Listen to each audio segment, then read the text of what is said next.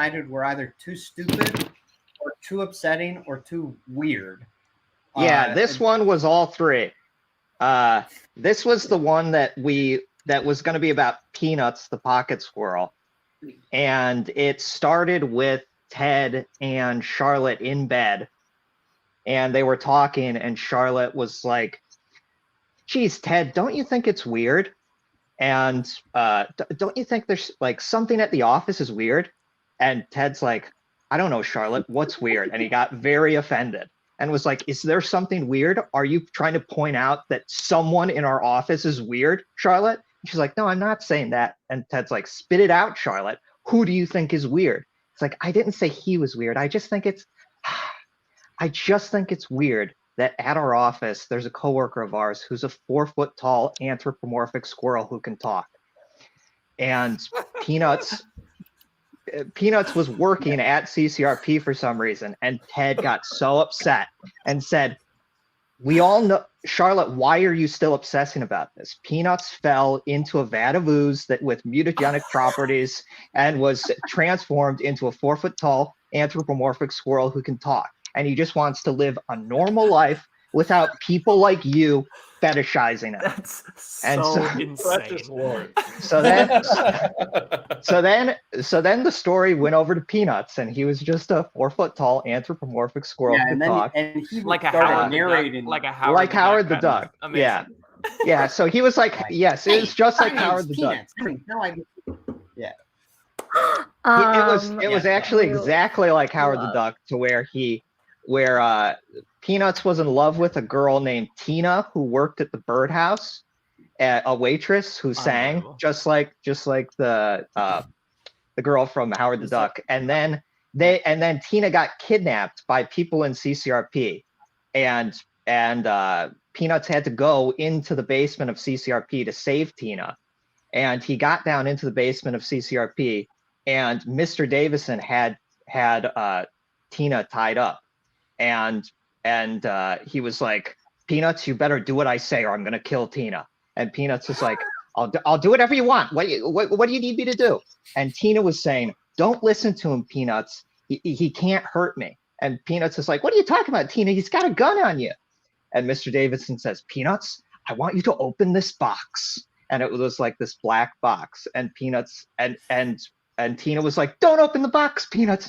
Don't open the box. You don't want to see what's inside. And Peanuts is like, I can't, Tina. I got no choice. He's going to shoot you. And then Peanuts, you built it up, and then Peanuts opened the box. And then suddenly Paul Matthews went, oh, and woke up. And he was hooked to a machine. And it turned out that Paul was, all that you were seeing was a dream that Paul was having, where he thought that he was Peanuts. And he was hooked up to something that CCRP was experimenting with called the Dream Machine, where you could live your greatest dream. And Paul's greatest dream was to be the hero of Hatchetfield. And the only person everyone in Hatchetfield loved unconditionally was Peanuts. So he became a 4-foot tall anthropomorphic squirrel. So then Paul came out of the machine, and they were like, you're back, Paul. That was pretty good. That was a pretty good thing. And Paul was like, what is this? No, I'm not a man. I'm Peanuts. And they went, oh no, we lost another one. That people who they experiment on the dream machine believe the dream is real over their real life. So they let Paul go back to his real life, but Paul still thinks he's Peanuts. So he has to get used to he's 2 feet taller than he's used to. He doesn't have his bushy tail or his teeth. Incredible. And he has to go back to his life, and he hates it. And he wants to be a squirrel. He wants to be a squirrel again. And so everybody's trying to like get him over it. And so he wants to be a squirrel. So like Ted is like, okay, you want to be a squirrel? I know about that. So Ted takes Paul to a club called the Barn House that has Hatchetfield's thriving furry community, and introduces Paul to a girl who thinks she's a furry. and Ted goes dressed as a penguin because he wants to be a penguin.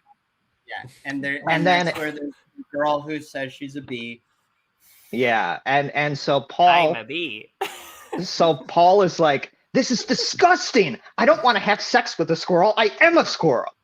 And then it leads to a very, very upsetting end. But that's kinky. Yeah. But now that I'm hearing it out loud, sounds like a pretty good story. Maybe we'll just write that one. Pretty good story. Yeah.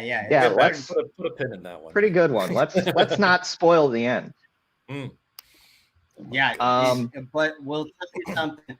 We made up that, and all of that was stuff that we said this is funny, and then the end was what made us say this is too upsetting. Too upsetting. Yeah. So we don't need to talk about the end. We'll. What else do we want to talk about? We can talk.